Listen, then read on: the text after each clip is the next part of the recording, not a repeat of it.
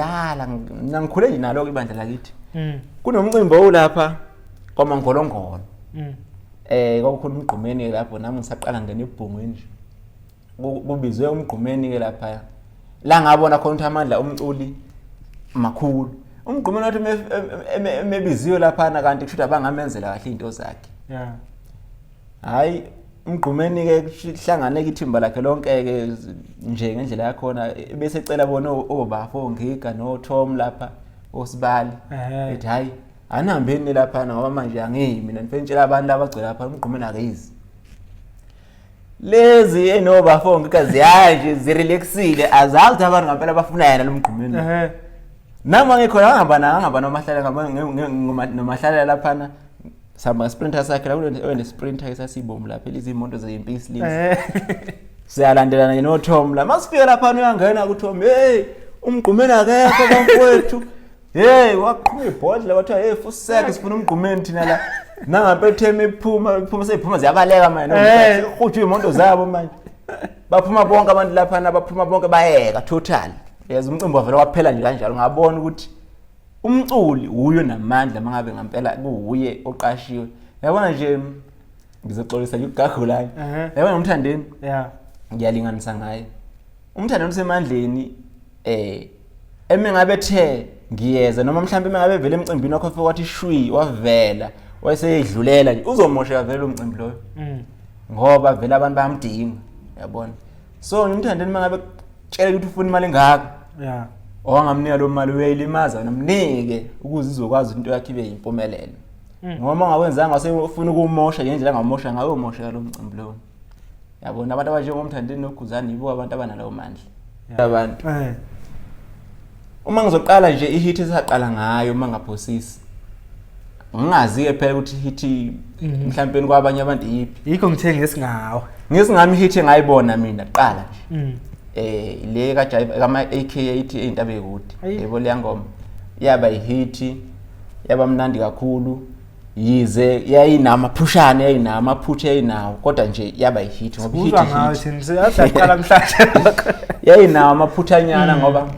yayingamaster wangayithi yabona imaster yomunye umuntu ukushuthi ugazi wayilande sasi recording ngethina shuthi ngokuthi ugazi wayesaqala nathi kusebenza nathi engathembi ukuthi mhlambe umsebenzi singawushaya ube perfect so walanda lo baba ukuthi umlwelo uye wayomixile so umlwelo wayengawazi ke umsindo wethu ukuthi siyayisa ubalance kanjani so yathuba phansi yona yathuba phansi yashayeka kwimix kodwa nje ke kwakuthi ke umsebenzi womnandi mnandi hayi waphunyuka ngalondlela ke kwabe hit oqala yethu le lokhu ngani esibili mangikhumbula anganoma ngiyaphambanisa khona ingoma kaNkigama hlalele ethi enkozi mashundula yayi album bangani bakhe igroup okwe yethu nje abangani bakhe yaba emnandi kakhulu yabo bayithanda abantu yaba hit yiyo oqala kahle sekulandela indaba ekude kubuye kuzobe yileti lana kwagogo kaJaiva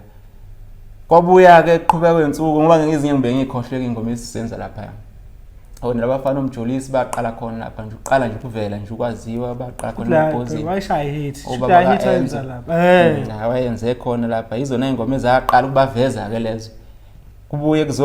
kuze kuzofika ku SK ke inkalakatha hayo SK wafika ke kodwa nje uSK ingoma aqala ngayo ukuqala nje uyibona ukuthi emabhozeni ngasebenza kunale ngoma kunale album la qala khona SK nje waqala khona SK kunale ngoma ethi 18 sanibona noma hello lapho nje ya le ngoma yabayithanda kakhulu abantu waqala nawo wabona ukuthi akuyasebenzeka la uthe esuka ke wabuya ke ngealbum ke yamakhotha ngqoko eNiParis lapho ke hayi lapha afika wabona khona ukuthi akuyasebenzeka la kuse studio ihit yesibili ihit yokugcina ke sigcine ngayo leyo Paris sayisha nje kamnandi leya hit ngoba ialbum yakho na cha yayinesineke ibandla lalikhona lonke liphumile ongiga bephumile bemeseko umthandeni uJaiva bephumile bemseko umthandeni hit sikhona sasiphumile nje kule album le so ingakho ngingena ngiyazeya vele cause la sakusebenza ukuthi ubani udume kangakanani futhi umuntu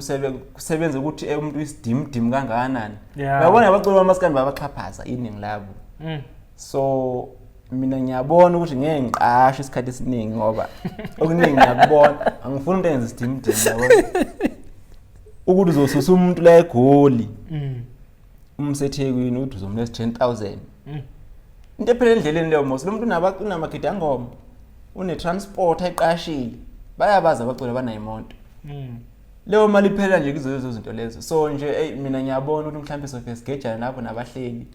ekuthenini mhlambe ngofike mangathi umuntu ufuna ungiqasha ngisho nje imali serious uthi cha mina ngoma ngumculi nje